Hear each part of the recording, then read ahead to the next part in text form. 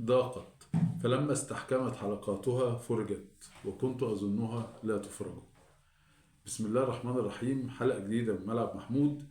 والنهاردة فعلا انفراجة هايلة جدا جدا في الصفقات. صفقات النادي الأهلي بدأت تنهال. كنا عمالين نقول مفيش لعيبة مفيش لعيبة مفيش لعيبة. سبحان الله، العبد في التفكير والرب في التدبير. احنا عمالين نفكر وبنقول يا ترى يا هل ترى، والإدارة شغالة والدنيا شغالة. الناس اللي كانت عمالة تتكلم على محمود الخطيب وإنه بخيل وإنه مش عارف يتحرك وإنه ما بيتصرفش وإن في مشاكل عنده وعند الإدارة في التعاقد مع صفقات جديدة، سبحان الله في الثلاث أربع أيام الأخر حصلت صفقات مهولة مهولة وصفقات تاريخية فعلا. صعب جدا إنها تحصل مع ناس عاديين. إدارة النادي الأهلي إدارة واعية جدا، إدارة عارفة إيه احتياجات فريقها، إدارة عارفة إيه احتياجات الجمهور اللي كان متلهف على الصفقات وكان متلهف على الجديد في لعيبة النادي الأهلي. زي ما احنا عارفين كلنا في ناس كتير او لعيبه كتيره مشيت من النادي الاهلي، كهربا وبيرستاو، وفي ناس مصابه كتير قوي، اولهم طاهر محمد طاهر، وجماعه المغاربه كلهم بقى، اشرف داري وعطيه الله، ورضا سليم. يعني الدنيا كلها فيها مشاكل كتيره قوي في النادي الاهلي، وفي نقص عددي هائل هائل لدرجه ان كولر كان ساعات ما بيعرفش يكمل الشيت بتاع الفريق، فكان بيكمل من الاشبال. سبحان الله الايام الاخيره ديت ربنا فرجها. وزي ما كنت بقول دايما ان في ساعات بيبقى فيه المعروض كتير قدامك، بس بتبقى بتحاول ان انت تختار الاجود والافضل، فبياخد وقت شويه على بال ما بتقع عينيك على اللي انت عايزه بالظبط. خصوصا ان اداره النادي الاهلي اداره رشيده جدا، ما بتحبش انها تدخل في صفقات فاشله. وده دليل ان فعلا معظم اللعيبه اللي تعاقد عليها او تعاقد معاها اداره الكابتن محمود الخطيب كلها كانت صفقات قويه جدا، وجابت بطولات، وجابت بطوله افريقيا. يعني لما ناخد بطوله افريقيا في السنوات الاخيره ديت من سنه 2020، هي بطوله واحده اللي جلت مننا اللي اتلعبت في المغرب، فده انجاز عظيم جدا. لما بنفوز بنوصل لكاس العالم للانديه، لما بنعمل حضور قوي ونبقى لينا شخصيه مع الانديه العالميه، كل ديت حاجات ومكتسبات بنكتسبها من اللعيبه الموجوده ومن المستوى العام للفرقه. النهارده عشان نلاقي مره واحده جالنا جليديشار، وبعدين جالنا مصطفى العش اللي لعبوا في مباراه بيراميدز وكان ليهم تاثير عالي جدا جدا. بالرغم ان مصطفى العش لعب من غير مركزه، ولعب باك شمال وهو اساسا ظهير ثالث. جريديشار جاب هدف تعادل. فمعنى كده ان احنا بدأنا بقى ان احنا ندخل في الصفقات وندخل في الايه، اللعيبه اللي هي تعمل ثقل للفريق. ايضا كمان احمد حسن تريزيجيه برضو وقع للنادي الاهلي، بس هيجي في مايو بقى، هيجي على كاس العالم للانديه ان شاء الله. احمد حسن تريزيجيه يبقى معانا من اول شهر مايو باذن الله. وكان بقى الصفقه المدويه جدا داخل مصر، الصفقات من الصفقات الداخليه احمد رضا، لاعب بتروجيت اللي كان بيلعب قبل كده في نادي الزمالك، ونادي الزمالك كان بينوي ان هو يرجعه تاني. اتفاجئ ان النادي الاهلي تعاقد مع احمد رضا 4 سنوات، وده هيبقى مكسب هايل جدا لانه بيلعب باك يمين وبيلعب ديفندر في نفس الوقت. فاحمد رضا هيبقى مكسب كبير جدا. ورشحه كابتن ربيع ياسين، طبعا كابتن ربيع ياسين خبره عاليه جدا. كان النادي الاهلي رايح بتروجيت على اساس ياخد لاعب من 2 غير احمد رضا، فكابتن ربيع ياسين رشح احمد رضا للنادي الاهلي وقال لهم ده لاعب ممكن لاعب جوكر بيلعب في مراكز كتيره قوي، ممكن يفيد النادي الاهلي اكتر كمان من الاثنين لعيبه اللي كان النادي الاهلي ناوي يتعاقد معاهم. دي صفقه داخليه كانت جباره. الصفقه الخارجيه بقى الجباره اللي يعني عملت قنبله، فعلا قنبله الموسم، اللي هي التعاقد مع اشرف بن شرقي. اشرف بن شرقي يا جماعه كان لعيب في نادي الزمالك، لعب من سنه 2020 لغايه 2022، وكان مكسر الدنيا في نادي الزمالك. وحصل ان هو كان موجود معاه في القضيه ممكن اللي النادي الاهلي خد فيها كاس افريقيا من نادي الزمالك. كان اشرف بن شرقي لاعب في نادي الزمالك وكان خطير جدا في المباراه ديت. اشرف بن شرقي من اللعيبه الاجنحه الهايله على مستوى القاره الافريقيه، هو لاعب مغربي. انتوا عارفين يا جماعه يوم ما نتعاقد مع اشرف بن شرقي هيبقى عندنا 5 مغاربه. 5 مغاربه، يعني هيبقى الفريق كله عندنا نص المنتخب المغرب في النادي الاهلي. اشرف بن شرقي كان في يعني رهان عليه، رهان جامد جدا من نادي الزمالك. نادي الزمالك كان بيقول ان احنا يعني هنتعاقد معاه. كان قبل كده فعلا في بدايه الموسم راحوا وكانوا عايزين يتعاقدوا معاه، لكن الاستاذ ممدوح عباس كان عارض 1,400,000 دولار انه يتعاقد معاه، بس اداره نادي الزمالك قالوا له لا، انت ادفع له 400,000 وخلي المليون ان احنا ايه نصرف نفسنا جوه النادي وبتاع. فطبعا لما عرضوا على اشرف بن شرقي 400 مليون 400,000 طبعا رفض، والصفقه راحت. سبحان الله جه وقته ان النادي الاهلي تفاوض، وكان اشرف بن شرقي متمسك جدا ان هو يلعب للنادي الاهلي، ونجحت المفاوضات ونجحت اتصالات كابتن محمود الخطيب.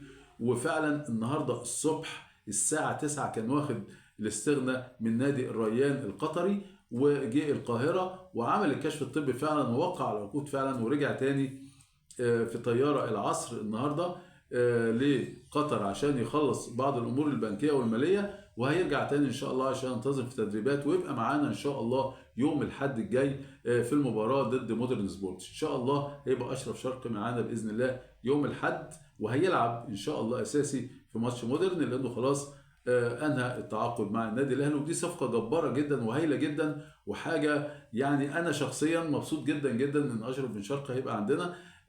طبعا ديت عامله مشاكل جامده جدا في نادي الزمالك. حتى كابتن حماده امام بيقول ان ده خنجر في ظهر نادي الزمالك. يا جماعه النادي الاهلي بيتصرف ان هو خده، هو كان بيلعب لنادي الزمالك بس كان بيلعب في نادي تاني دلوقتي نادي الريان القطري، وتعاقدنا معاه من نادي الريان القطري. فانت ايه علاقتك؟ طب ما احنا عبد الله السعيد كان بيلعب في الاهلي وراح الزمالك، ناصر ماهر كان بيلعب في الاهلي وراح الزمالك عادي جدا، واحنا مش ما عندناش اي غضاضه يعني، مفيش مشكله. ليه انتوا زعلانين قوي متضايقين قوي وعندهم مشاكل جامده جدا؟ والنار قايده فعلا في 100 عقبه، النار قايده في نادي الزمالك بشكل غير طبيعي من ساعه ما فكرنا في ان احنا نتعاقد مع اشرف بن شرقي. طبعا كل الصفقات ديت هتدي ثقل للنادي الاهلي، هتدي ثقل للفرقه، هتدي امل ان شاء الله ان كل حاجه ترجع لطبيعتها تاني، هترجع للعادي بتاع بقى النادي الاهلي، نادي الانتصارات، نادي البطولات. في الفتره الاخيره دي كان في نقص حاد في اللعيبه، كان في نقص حاد في مراكز بعض اللاعبين، لدرجه ان كان كولر بصراحه كان يعني بيلزق اي حد في اي مكان، وطبعا كان بيأثر على المستوى العام للفرقه. لكن بالصفقات الجديده ديت هتبقى حاجه حلوه قوي. وكمان عندنا نسيت اقول لكم عندنا حمدي فتحي كمان النادي الاهلي متعاقد معاه 45 يوم اللي هم بتوع كاس العالم للانديه، هيبقى موجود معانا برضو حمدي فتحي طبعا لاعب النادي الاهلي السابق اللي بيلعب دلوقتي في قطر. طبعا يا جماعه غير كمان كوتيسا اللاعب السويسري، ديريك كوتيسا دوت برضو لاعب سويسري جناح مهول، جناح جبار. النادي الاهلي ده برضو بيسعى انه يتعاقد معاه قبل نهايه الشهر، قبل نهايه شهر يناير، لان القيد الافريقي بينتهي في 31 يناير. القيد الافريقي بينتهي في 31 يناير. عندنا القيد المحلي بيبقى لغايه 7 فبراير، يعني عندنا لسه حوالي من 8 ل 9 ايام عندنا الفرصه ان احنا نأيد محليا، لكن احنا عايزين نأيد افريقيا عشان نستفيد بيه في كاس افريقيا، وبعد كده نستفيد بيه بكاس العالم للانديه ان شاء الله. فدلوقتي العمليه على قدم وساق ان احنا نتعاقد مع كوتيسا كمان، ده جناح مهول، جناح جبار، هيبقى مع بن شرقي، هيبقى الحال عال يعني، وجريديشار طبعا راس حربه. ده بيدي الفرصه لكولر كمان ان هو يلعب باثنين راس حربه لما يرجع وسام ابو علي من الاصابه، ومعاه جريديشار هتبقى حاجه جميله قوي. وعنده بن شرقي وعنده كوتيسا ان تعاقدنا معاه، وعنده الشحات وطاهر محمد طاهر رجع كمان من الاصابه، واشرف بن شرقي كمان ان شاء الله رجع من الاصابه. يعني الحمد لله الفرقه هتكتمل والدنيا هترجع تاني منوره زي الاول. كله بقى كوم يا جماعه، كل اللي اتقال ده كوم، وكل اللي جاي بقى كوم تاني. احنا عندنا محمود بنتاج المغربي الجناح الشمال لنادي الزمالك، ده النادي الاهلي بينتوي ان شاء الله ان هو يتعاقد معاه. محمود بنتاج دوت اساسا النادي الزمالك جايبه من نادي سانت تيان الفرنسي على اساس ان هو اعاره. محمود بنتاج كان الايام اللي فاتت ديت بيحاول انه ينهي الاعاره من نادي الزمالك ويرجع للنادي الفرنسي على اساس ان النادي الاهلي يروح يتعاقد مع نادي سانت تيان على طول ويتعاقد معاه ويجيبوا النادي الاهلي. لكن نادي الزمالك لما عرف ان دي نيته فرفض. لكن هو كده كده محمود بنتاج هيكمل الموسم لغايه شهر مايو، وبعد كده هيروح النادي الفرنسي والنادي الاهلي يتعاقد معه.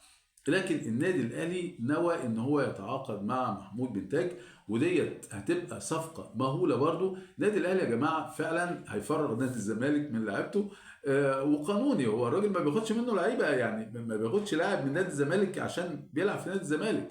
لا، هو لما جه خد اشرف بن شرقي خده من بره. لما خد بقى مع محمود بنتاج، محمود بنتاج هيخلص الاعاره بتاعته وهيرجع النادي بتاعه. لكن ان انت تاخد لعيب كان بيلعب في نادي الزمالك دي عامله لهم قلق جامد جدا، وعامله لهم مغص يعني، وعامله لهم بقى مشاكل، وبيقعدوا يصلبوا لنا على اي حاجه. حتى ده شككونا ان جيلدشار لعب قبل ما ياخد البطاقه الدوليه بتاعته في مباراه بيراميدز، وده طبعا غير الواقع.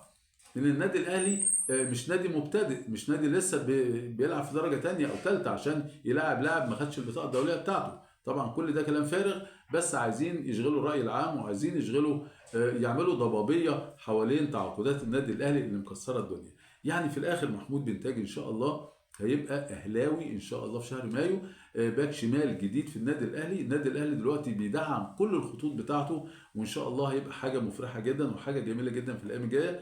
عانينا كتير في الايام اللي فاتت، وان شاء الله اللي جاي خير. فعلا الاهلي عانى كتير قوي، لكن ان شاء الله اللي جاي خير باذن الله. وفي بارقه امل كده حاسسها ان شاء الله ربنا هيفرجها وتبقى المستقبل اجمل والطف، ونرجع تاني لنتائجنا بقى الحلوه وانتصاراتنا وبطولاتنا ان شاء الله، وفرحتنا الدايمه مع النادي الاهلي وجماهير النادي الاهلي، وفرحتنا باللعيبه وبالاداره، ونرجع تاني الاهلي بتاع زمان. مبروك الصفقات الجديده، وان شاء الله نتقابل بعد ماتش مودرن سبورتس ان شاء الله يوم الاحد، وان شاء الله يكون النادي الاهلي منتصر كالعاده باذن الله، ونرجع تاني ناخد مكانتنا في الجدول، وناخد مكانتنا في الدوري العام، وناخد مكانتنا ان شاء الله على مستوى افريقيا ان شاء الله. اشوفكم دايما على خير، والسلام عليكم ورحمه الله وبركاته.